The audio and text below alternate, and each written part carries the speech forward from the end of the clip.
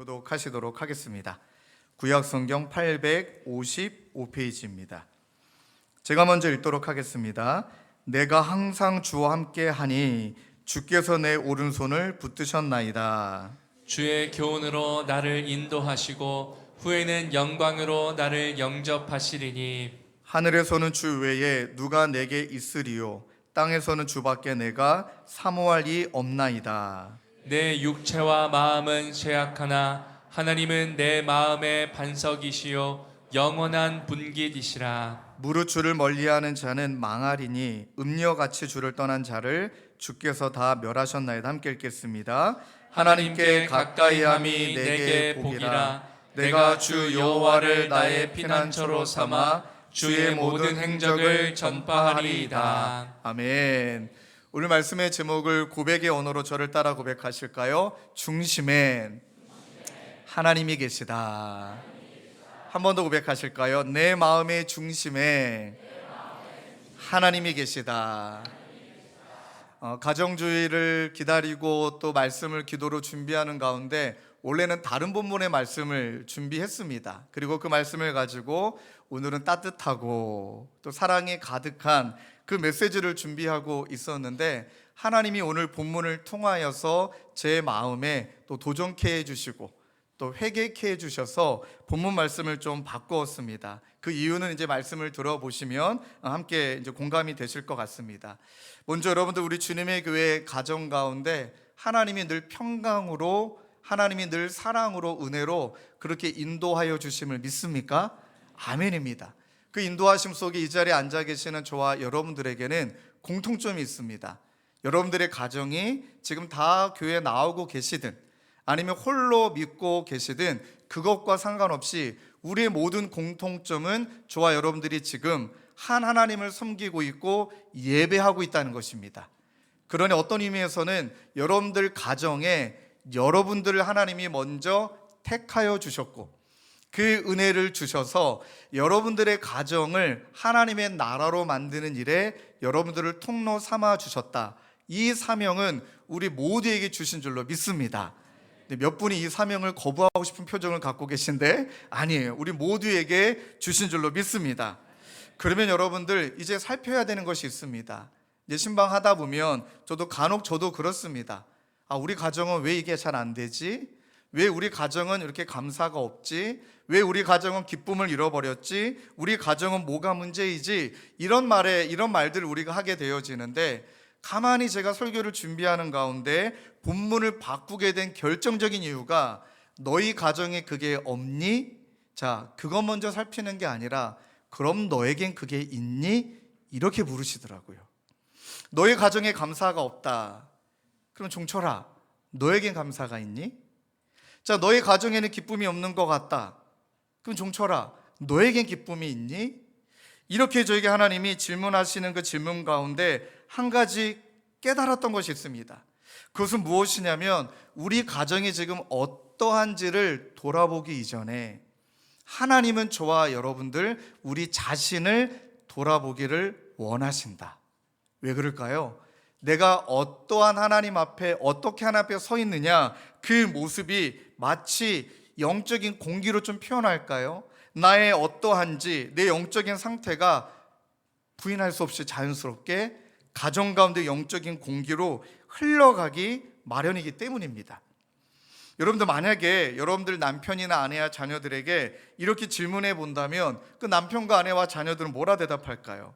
그러니까 부모가 자녀들 앞에 또는 부부 앞에 정말 믿음의 본을 보이고 있는지 영적으로 좋은 모습을 흘려보내고 있는지 만약에 이렇게 질문한다면 남편과 아내와 부모님이 여러분 앞에 성경을 읽고 있는 모습을 본 적이 언제입니까? 마지막으로 본 적이 언제인가요? 또는 엄마, 아빠, 남편과 아내의 기도 소리를 들어본 마지막은 언제입니까? 갑자기 여러분들 표정이 저를 안 쳐다보고 계시고 있습니다. 맞아요. 지금 나의 모습이 하나님의 말씀과 기도로 돌아봄 연결되어 있지 않다면 우리는 서서히 우리의 영혼이 그 중심을 잃어버리는 것을 느끼게 됩니다. 근데 그 중심을 잃어버릴 때 나타나는 특징이 삶의 질서도 무너지죠. 영적인 질서도 무너지고 자녀를 바라보는 내 마음도 무너지고 자녀 양육의 기준마저도 무너지게 되고 관계 가운데 어려움들이 생기기 시작을 하고요. 모든 것이 흔들리기 시작을 합니다. 그러는 가운데 한 책을 읽는데 그 책이 참 중요한 얘기를 해요. 말투에 관한 이야기를 참 잘 정리한 책인데요. 근데 그 책에서 눈에 확 들어왔던 것은 말투는 논리가 아니라 감정이라는 거예요.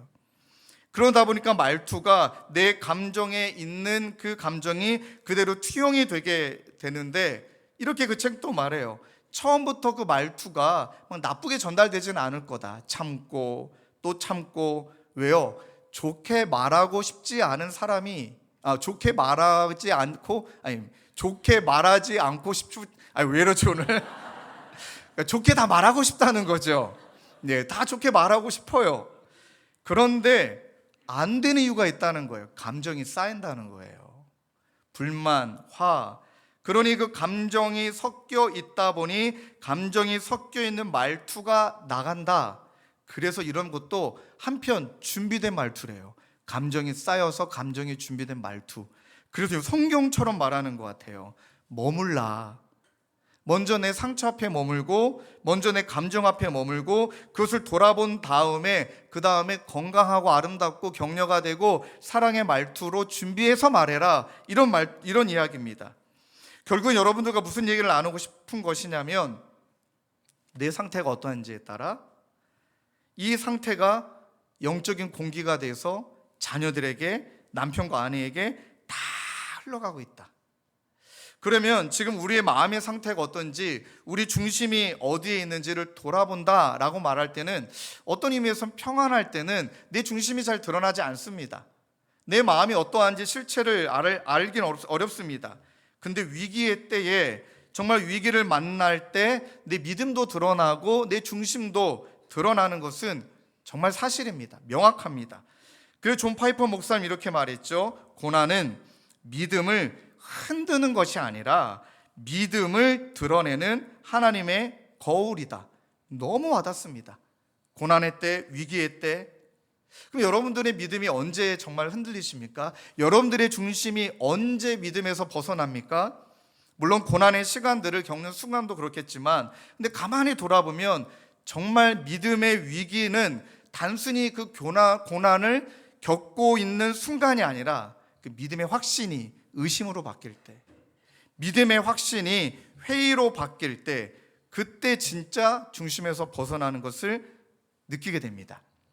이 말을 어떻게 표현해 볼까 고민하다가 한 문장을 이렇게 만들어 봤습니다. 하나님 도대체 왜 그러십니까? 라는 왜라는 질문이 아멘이라는 고백보다 커질 때, 왜라는 질문이 아멘이라는 고백보다 더 커질 때, 그때 우리의 믿음이 중심에서 이탈하게 된다는 것이죠. 오늘 시편의 고백도 31절에 이렇게 고백해요. 내 마음이 산란하며 내 양심이 찔렀다. 얼마나 날카로운 물체가 내 심장을 찌른 것 같은 아픔을 느꼈는가? 그 이유가 무엇인가? 왜 이렇게 아픈가 보니 73편 1절 2절에 나와 있어요. 우리 새번역 버전으로 함께 읽겠습니다. 시작. 하나님은 마음이 정직한 사람과 마음이 정결한 사람에게 선을 베푸시는 분이건만 나는 그 확신을 잃고 넘어질 뻔했구나. 그 믿음을 버리고 미끄러질 뻔했구나. 넘어질 뻔했다, 미끄러질 뻔했다, 회의에 빠질 뻔했다, 의심할 뻔했다. 그럼 이렇게 실족하게 된 이유와 원인은 뭔가? 3절에 보니까 이는 내가 악인의 형통함을 보고 오만한 자를 질투하였다. 그러니까 악한 자들은 너무 잘 되고요, 1절부터 14절까지 악한 자들이 얼마나 잘 되는지 읽어드리고 싶은데 배가 아파서 못 읽겠어요. 질투가 나서 못 읽겠습니다. 그냥 살아도 잘 돼, 죽을 때까지 잘 죽어, 막 그렇고요. 또 하나, 나쁜 짓 했던 사람이 막 여전히 잘 지내고, 막 누군가가 우리에게 막 상처를 줬는데 상처 준 사람들은 막 여전히 잘 지내요. 그럼 여러분, 이 문제를 어떻게 풀어야 됩니까? 이 난제를. 의심이 찾아왔고 회의가 찾아왔고 내 중심마저도 무너졌는데 하나님은 왜 침묵하시는 것 같고 왜 그 사람은 벌하지 않는 것 같고 나에게는 왜 반복된 시련을 계속 주십니까? 특별히 최근에 우리 성도님들 가운데 계속 어려움을 연거푸 경험하고 계시는 분, 그분이 왜 하나님은 나를 안 도와주시는 걸까요? 라고 질문을 하면 뭐라 드릴 말씀이 없어요. 그리고 평생 누군가를 케어해야 되는, 평생 자녀 중에 남편 중에 누군가를 케어해야 되는 그 상황에 계신 분이 목사님 언제까지인가요? 드릴 말씀이 없어요. 드릴 말씀이 없어요. 그런데 여러분, 성경은 명확한 정답을 말해 주세요. 근데 여러분, 그 명확한 정답은 예수님이 재림하시거나 예수님이 우리를 부르시는 그날, 그러니까 이 땅이 전부가 아니라 그 다음 영원한 생명으로, 이 죽음에서 영원한 축복으로 우리를 인도하시는 이 종말론적인 심판이 반드시 있다. 성경은 명확하게 말해요. 어렵게 살고 힘들게 살았지만 하나님이 다 하시고 그 이후에 영원한 천국을, 또 우리를 위한 의의 면류관을 반드시 하사하신다. 근데 여러분, 질문은 위로가 되세요?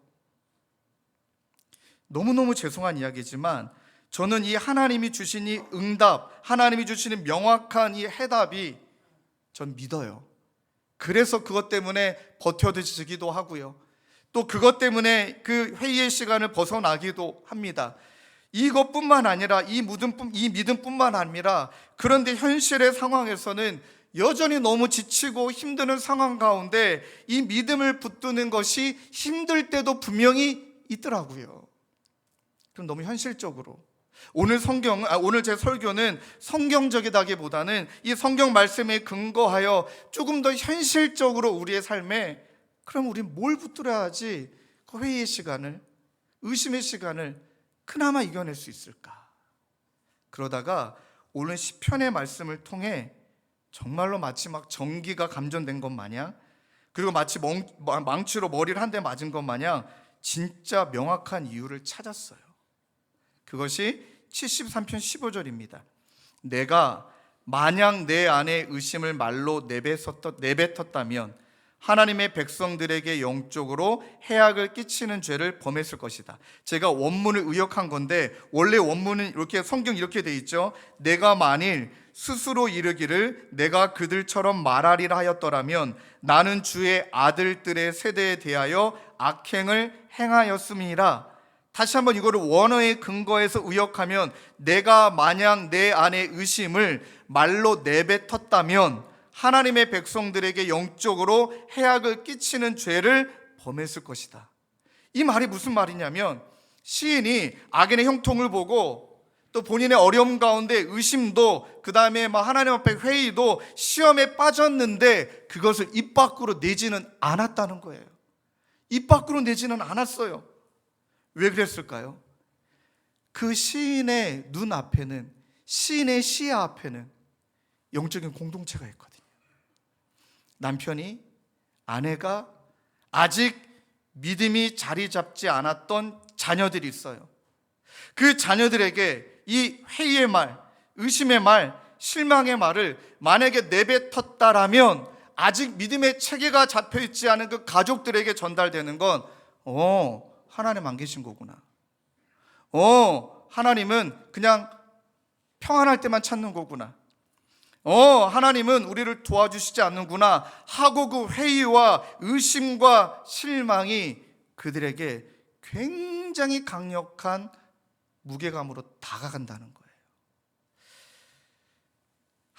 우리 남자 성도님을 신방하는데, 그날 이 집사님하고 정말 과장도 안 보태고요, 둘이 손을 붙들고 엉엉 울었습니다.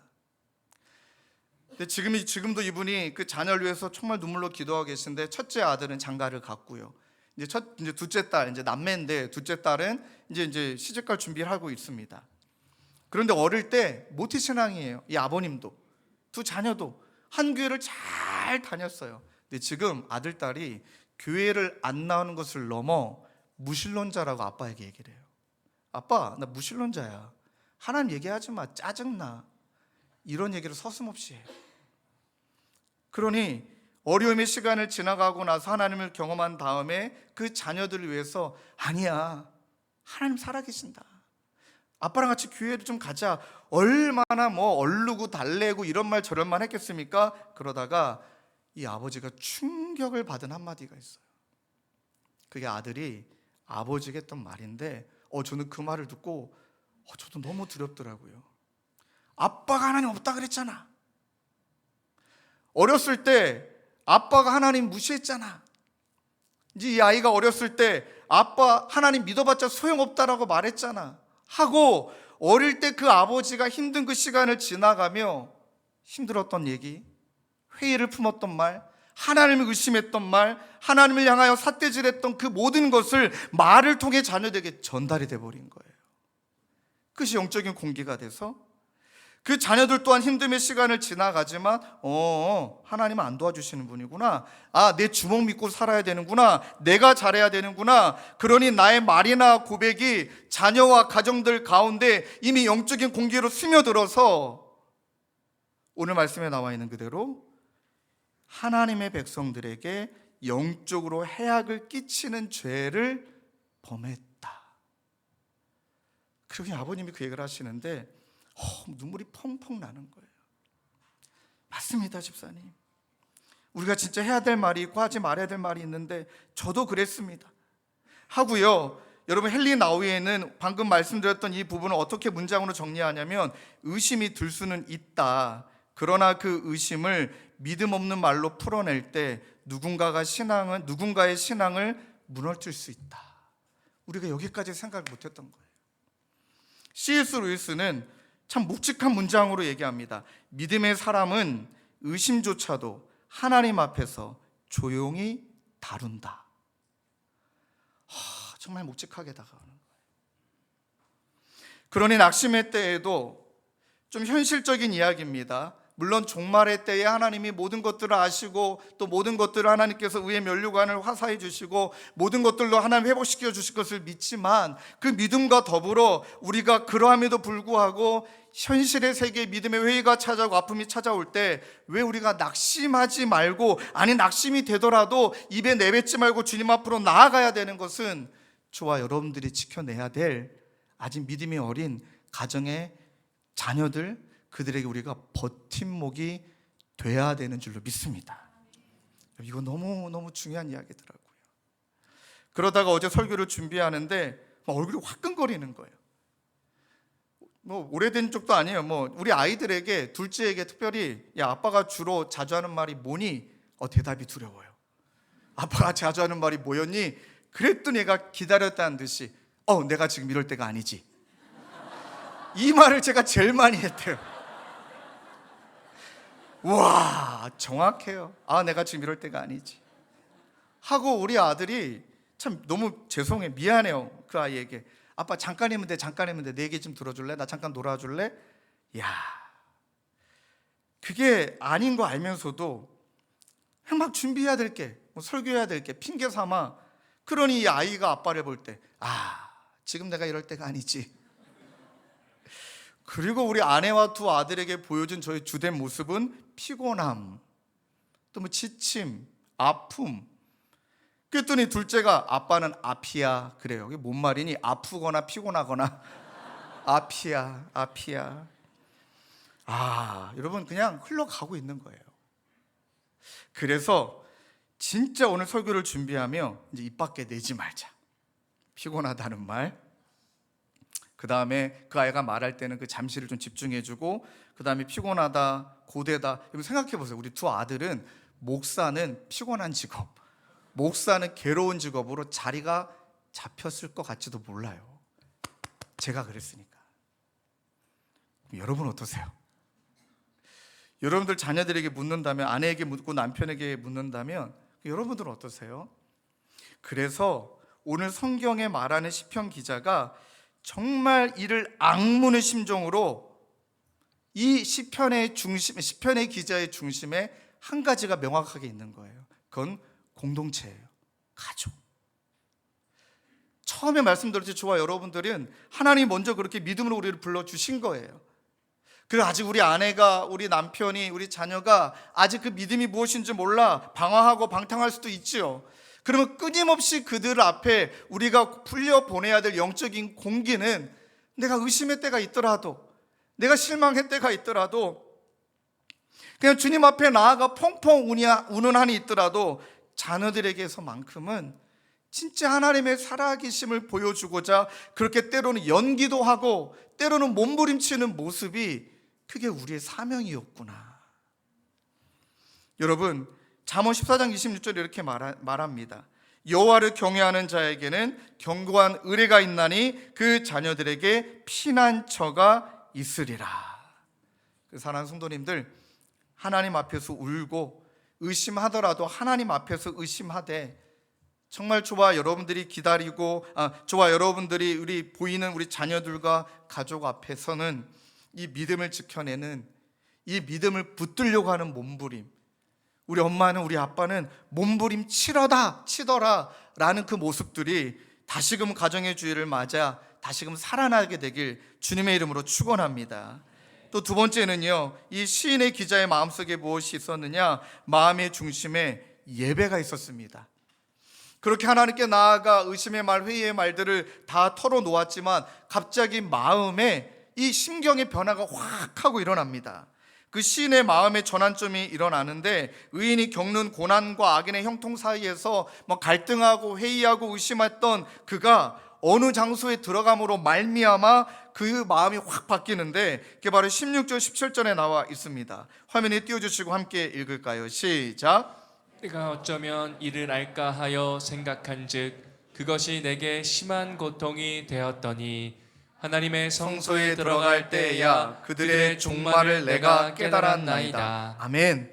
가만히 보니까 이 모든 상황들이 예배와 그 다음에 기도와 말씀이라고 상징되어지는 하나님 앞에 섰을 때, 그러니까 하나님을 예배하게 될 때, 그때 우리의 영적인 시선이 떠지고 영적인 통찰력이 생겨서 그 믿음의 시선으로 지금의 회의의 시간을, 지금의 고난의 시간을 반드시 하나님께서 바꿔주시는 은혜를 주시는 줄로 믿습니다. 그런 어떤 의미에서는요, 믿음의 회복은 상황이 나아질 때가 아니라 하나님께 나아갈 때 믿음의 회복이 일어나는 줄로 믿습니다. 믿음은 상황을 설명하는 게 아니라 하나님 안에서 우리의 시선을 다시금 새롭게 하게 되어질 때 믿음이 일어나고, 그 시각이 회복이 되어지면 바뀐 시각으로 자녀를 바라보고, 바뀐 시각으로 고통을 바라보고, 바뀐 시각으로 삶의 무게를 새롭게 해석하게 되어질 때, 이제 하나님이 임재 가운데, 예배 가운데 머물 때 반드시 하나님이 그 중심의 예배가 있을 때 하나님이 그 모든 것 가운데 해결해 주실 뿐만 아니라, 이해시켜 주실 뿐만 아니라 이겨낼 힘도 주시는 줄로 믿습니다. 마지막 세 번째는요, 마음의 중심에 하나님이 계시는가? 내 마음의 중심엔 하나님이 계시다. 여러분, 이 하나님이 계신다라는 표현이 하나님은 내 마음의 반석이고 영원한 분기시다라고 표현해요. 시편 73편 23절 26절 말씀 중에 이 마지막 말씀을 보면 내 몸과 마음이 다 시들어 가도, 저는 이 문장이 너무 와닿아요. 이 문장이 너무 위로가 돼요. 다 이겼다, 승리했다, 야, 다 뚫어냈다, 그 다음에 내 마음은 야, 하나님이 나의 반석이다, 이 고백이 아니라 여전히 내 몸도, 여전히 내 마음도 다 시들어가는데 하나님은 언제나 내 마음에 든든한 반석이고 내가 받을 몫의 전부이시다. 여러분, 반석이 무엇입니까? 든든한 토대, 예수 그리스도. 무에서 유를 창조하시는 분, 반석에서 물을 나게 하시는 분, 어떤 상황에도 흔들림이 없으신 하나님의 성품을 말하죠. 어떠한 상황에도 흔들림 없으시는 하나님을 붙들고, 또 뭐라 말씀하십니까? 내 목, 여기서 뭐라고 파죠? 내 분깃. 분깃은 구약으로 말하면 이 전쟁이 끝난 다음에 이 승리의 전리품을 우리에게 유산으로, 우리에게 상속으로 하나님이 남겨주신 걸 말해요. 그리고 여기서 말하는 유일한 상속은 다른 것이 아니라 하나님의 능력이 아니라 유일한 상속은 하나님, 그분 당신이에요. 우리의 유일한 상속은 하나님, 그분 당신. 그러니 그 하나님을 내 마음의 중심에 둔다. 그것을 사랑하는 남편과 아내와 자녀들에게 나는 분깃으로, 유업으로 남겨준다. 사랑하는 성도님들, 저도 오늘 믿음 없음을 회개했습니다. 또 아까 한 집사님하고 이야기 나누는데 또 믿음 없음을 회개했습니다. 오늘이 연휴잖아요. 그래서 많이 안 오실 거야. 산으로, 들로 많이 여행 가실 거야. 어르신들 선물 준비 다 했는데 안 오시면 어쩌지? 그런 의심을 했습니다. 여러분들은 자나깨나 예배자들이세요. 전 그게 너무 감사해요. 그래서 사랑하는 성도님들, 지켜내자고요. 누가 뭐래도 우리 가정은 예배하는 가정이다. 주일은 우리는 교회 간다. 주일은 하나님 앞에 예배한다. 이 부분에 있어서 1점도 물러섬이 없는 저와 여러분 될 줄로 믿습니다. 휴가도 주일을 피해서, 그리고 놀러 가는 것도 주일을 피해서. 왜요? 자꾸 선택의 여지가 생기면 그 공개가 자녀들에게 흘러가 우리 자녀들은 선택을 당연하게 여길 테니까. 그러하기 때문에 그 예배의 자리를 지켜내고, 또 우리 가운데 반석이시고 우리 가운데 영원한 분기신 그 하나님을 붙들고 살아가게 될 때, 시편 73편 28절입니다. 하나님께 가까이함이 내게 복이라. 내가 주 여호와를 나의 피난처로 삼아 주의 모든 행적을 전파하리이다. 아멘. 지난주인가요? 우리 한 권사님이 이사하셔서 신방을 잠깐 다녀왔습니다. 근데 그 이사는 조금 아픔의 시간입니다. 남편의 사업이 계속 어려움이 있고, 사랑하는 딸도 열심히 사업하고 있는데 또 어려움이 있고, 또 사랑하는 아들도 열심히 취업 전선에 뛰어들었는데 또 갑자기 그 회사가 잘못돼서 또 회사를 나오게 되어지고, 그래서 줄여서 이사를 가신 거예요. 그리고 이제 처음에 권사님 혼자 계신 줄 알았는데 또 그 아들도 같이 예배를 같이 이제 이야기를 나눴습니다. 그러는 가운데 제 마음속에 얼마나 뜨거운 마음이 임했냐면, 그 권사님이 그 모든 시간을 믿음으로 이겨냈어요. 모든 시간을 믿음으로 지나갔어요. 그리고 제가 그 과정을 통해 정말 많이 깨달았던 것 중에 한 가지가, 하나님은 그 믿음을 칭찬해주고 계시더라고요. 일이 잘 되고 승승장구하고 세상에 바라보는 모습은 그건 아니라 할지라도, 그 상황에, 회의와 의심에 빠질 수 있는 그 상황에 끝까지 어머니는 두 자녀에게 믿음의 몸부림치는 모습을 보여줬어요. 그 모습이 딸에게도 아들에게도 보이면서 제가 그 가정에게 드렸던 말씀은, 이 가정은 믿음으로 사는 가정이라는 것을 하나님이 증명해 주셨고, 하나님이 그것을 칭찬해 주신 줄로 믿습니다. 진심으로 그 고백이 나오더라고요. 사랑하는 성도님들, 말씀을 정리하며 가정의 달을 맞아 여러분들의 중심은 어떠하십니까? 여러분들을 통해 어떠한 영적인 공기가 가정에게 흘러가고 있습니까? 다시 오늘 말씀을 통해 심지어 회의와 의심에 빠지는 상황이라 할지라도, 그렇지, 아직은 믿음이 연약한 자들이 있으니 내가 반드시 이 믿음을 지켜내며, 이 믿음을 지켜내기 위해 내 마음의 중심은 예배로, 내 마음의 중심은 하나님께로 연결되어질 때 주가 아시고 주가 이루시고, 그 가정과 우리의 삶 가운데는 하나님의 나라를 맛보게 되시는 저와 여러분 되시길 주님의 이름으로 축원합니다. 우리 말씀을 붙들고 함께 찬양하며 기도하기를 원합니다. 말씀을 준비하는 가운데 이 찬양의 가사 한마디 한마디가 너무너무 와닿는 거예요. 시련인데 이렇게 고백해요. 내게 허락하신 시련. 저는 이것이 하나님이 우리에게 시련을 주셨다, 시련을 허락하셨다라는 의미보다는, 하나님이 계시니까 그 시련조차도 나는 웰컴할 수 있다, 이렇게 와닿아요. 내게 허락하신 시련을 통해 나의 믿음은 더 강하게 자라날 것이고, 험한 산, 골짜기 얼마나 아픕니까? 근데 그렇게 지나가는 동안 주께 더 가까이 나를 이끌어 주시고, 시험도 겪는 아픔도 너무 어렵지만 뭐라고 고백하죠? 내 주님보다 크지 않다. 그러는 가운데 옛날 생각이 났어요. 저희 매형이 또 갑자기 막 암이 찾아오고 막 가정에 막 다 너무 어려운 상황이 됐을 때, 그때 어머님이 다 가지고 불러 모으시고 가정 예배 드릴 때 하셨던 선포의 한마디가 있어요. 어떤 상황이든 하나님은 그 상황보다 크시다. 그게 평생 잊혀지지가 않을 것 같아요. 어떤 상황이든 그 하나님은 그 상황보다 크시다. 내 주님보다 크지 않다. 내 앞에 바다가 갈라지지 않으면 주가 나로 바다 위 걷게 하신다. 그러니 우리의 고백은 무엇일까요? 우리 마음의 중심이 하나님을 향해 이렇게 고백하는 겁니다. 나는 믿네. 나는 믿네. 우리 그 마음으로 한마디 한마디 고백하며 찬양하며 나아가겠습니다.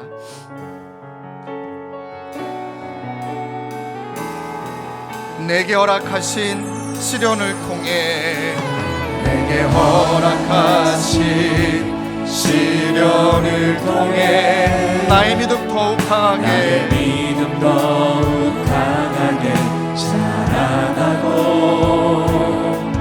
험한 산과 골짜기 지나는 동안 주께 더 가까이 나를 이끄시네.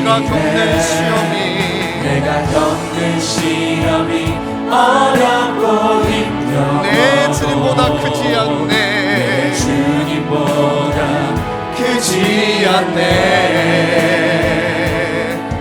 내 앞에 바다가 갈라지지 않으면 주가 나로 바다 위 걷게 하리. 나는 믿네.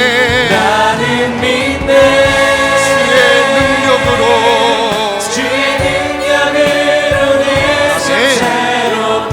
나는 믿네. 나는 믿네. 주의 능력으로 담대히 나가리라. 주의 능력으로 담대히 나가리라. 주와 함께 싸워 승리하리. 날마다 믿음으로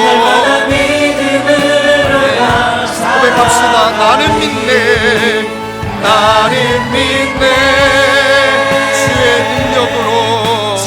능력으로 내 삶 새롭게 나는 믿네. 나는 믿네. 주의 능력으로 담대히 나가리라. 주와 함께 싸워 승리하리라. 날마다 믿음을 이어서 찬양하실까요? 오직 주만이 나의 반석, 오직 주만이 나의 반석, 나의 구원이시니. 오직 주만이 나의 산성, 내가 요동치 아니하리. 고백하십시다.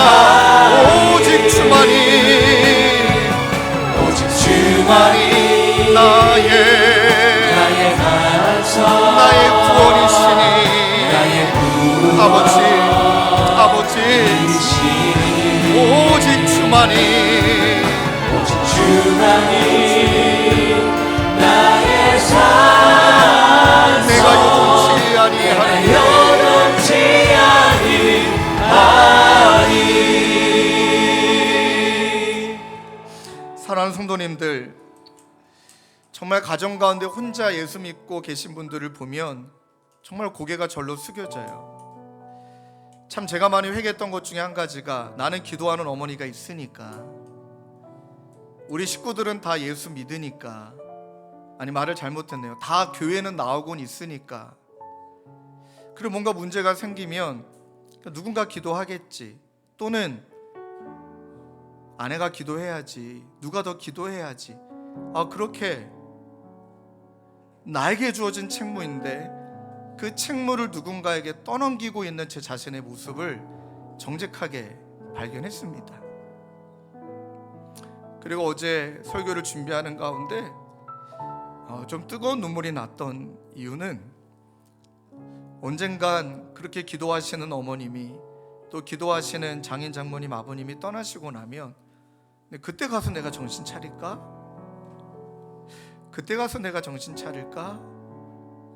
그러는 가운데 그때 가서 정신 차린다 할지라도 나는 지금 너무 중심을 잃어버린 모습을, 너무나 많은 모습을 자녀들에게 영적인 공기로 지금 보여줬다는 거.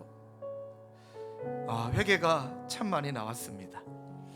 그래서 사랑하는 성도님들, 종말의 때에 우리 하나님이 다 아시고 또 칭찬하시고 축복하시고 우리 가운데 또 악한 세력들을 또 멸하시겠지만, 그것도 우리가 믿지만 그 믿음으로 우리가 오늘의 회의와 의심과 어려움의 시간을 또 이기고 지나가야 되지만, 또 한 가지의 이유, 내가 있는 공동체, 가족, 다락방, 그리고 부서, 교회, 내가 만나는 그곳에 내가 하나님이 기뻐하고 원하시는 영적인 공기를 그렇게 예배로, 그렇게 하나님으로, 그 중심으로 그들에게 분깃으로 남겨줘야 된다라는 이 다짐이 오늘 가정의 주일을 맞아 우리의 마음 가운데 다시금 시작되는 줄로 믿습니다.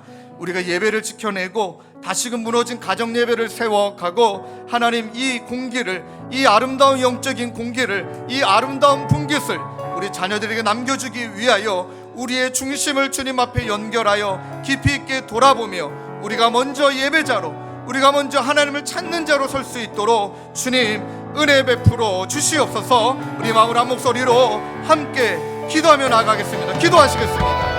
아버지 하나님, 가정의 주일을 맞아 하나님 정말로 기도하고 있지 않는 그것을, 하나님 자녀들에게 믿음의 본을 보이지 않고 있는 모습들을 하나님 정직하게 돌아옵니다. 아버지 하나님, 정말 우리가 그 시간 동안에 자녀들에게 지금 무엇을 흘려보내고 있는지를, 어느새 어떤 영적인 공기를 보이고 있는지를 하나님 돌아봅니다. 아버지 하나님, 정말 현실적으로 아버지 정말로 우리가 이렇게 열심히 살아가야 되고, 하나님 건설해야 되고, 아버지 하나님 믿음의 무게를 날 믿음의 나가야 되고, 하나님 아버지 가득 넘치길 원하오니 주여 우리를 붙드시고 인도하여 주시옵소서. 하나님 우리의 가정 속에 하나님 생명의 영적인 공기의 기름을 더하여 주시고, 아버지 우리의 모든 악행, 하나님 우리의 모든 완악함, 하나님 그렇게 믿음을 지켜내며 나아가는 하나님 저희 모두가 되기를 원합니다. 하나님 이제는 내 감정이 아니라 하나님의 말씀을 소개하여 주시고, 아버지 하나님 믿음의 사람조차도 하나님 앞에서 조용히 바르는 이 묵직함도 우리에게 주시고, 아버지 하나님 마음의 중심의 예배를, 마음의 중심에 하나님을 살아가는 하나님 주의 목사가 되도록 오 아버지 하나님 인도하여 주옵소서. 오 하나님 아버지 인도하여 주옵소서. 우리 계속 기도하시고 찬양 고백합시다. 오직 주만이, 오직 주만이 나의 반석, 나의 구원이시니, 오직 주만이, 오직 주만이 나의 산성, 내가 요동치 아니하리. 우리 모두 자리 일어나서 찬양하십시다. 오직 주만이, 오직 주만이 나의 반석, 나의 구원이시니, 오직 주만이, 오직 주만이 나의 산성, 내가 요동치 아니하리, 내가 요동치 아니하리, 내가 요동치 아니하리, 내가 요동치 아니하리, 내가 요동치 아니하리.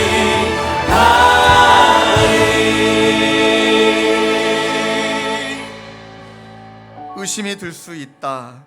그러나 그 의심을 믿음 없는 말로 풀어낼 때 누군가의 신앙을 무너뜨릴 수도 있다. 믿음의 사람은 의심조차도 하나님 앞에서 조용히 다룬다. 하나님, 저부터서 참 너무 가벼웠습니다. 이 믿음이, 하나님 놀라운 예수 그리스도의 복음이, 하나님 나라의 놀라운 그 축복이 먼저 예배자로 불러주신, 먼저 의인 삼아주신 우리를 통하여 하나님 그 축복이, 그 하나님의 나라의 권능이, 복음의 그 위대함이 우리를 통하여 아름다운 영적인 공기로 자녀들에게, 가정에게 흘러가야 되는데, 주님, 너무 진중하지 못하고 너무 가벼워서 회의의 말, 실망의 말, 원망의 말, 탓의 말, 믿음 없는 말들을 너무나 많이 내뱉었음을 고백합니다. 주님, 우리를 용서하여 주시고 이제는 의심의 때를 지나갈 때, 힘겨움의 시간을 지나갈 때 그 시간이 하나님 앞에서 깊어지는 시간으로 환원하여 주님을 예배하는 자로, 마음의 중심에 하나님을 나의 분깃으로 여기며 그렇게 믿음으로 살아나고 믿음으로 몸부림칠 때, 아직은 믿음이 무엇인지 모르고 아직은 예수가 누구인지 모르는 우리 가족들에게 그렇게 복음의 능력으로 하나님 나라의 권세로 나타나게 하실 줄로 믿습니다. 이 믿음을 향해 다시금 무너진 우리의 중심을 세우고 다시금 무너진 우리 가정의 예배를 세우며 그렇게 하나님의 사람과 하나님의 가정으로 빚어지는 주님의 교회 모든 성도님들 되게 하여 주시옵소서. 우리 구주 예수 그리스도의 은혜와 하나님 아버지의 다함없는 사랑과 성령님의 위로교통 감화, 우리와 함께 하시는 성령 하나님의 역사가 하나님을 우리의 중심에, 예배를 우리의 중심에 두고 그렇게 믿음으로 몸부림치며 나아가기로 다짐하는 사랑하는 성도님들과 주님의 교회 가운데 영원히 함께 계시기를 간절히 축원하옵나이다. 아멘. 하나님 감사합니다.